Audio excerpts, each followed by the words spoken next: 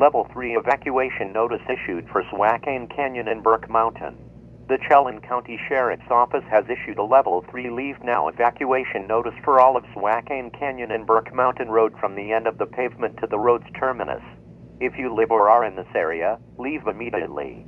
Conditions are present which place you in immediate danger. Do not delay leaving to gather any belongings or make efforts to protect your home. If you choose to ignore this notice, emergency officials may not be available to assist you further. Leave as quickly as possible. Drive carefully, turn on your headlights, and follow directions from local authorities. Please monitor local radio stations and telephone devices to receive updated information regarding this incident. Do not call 911 unless you need to report a life-threatening emergency.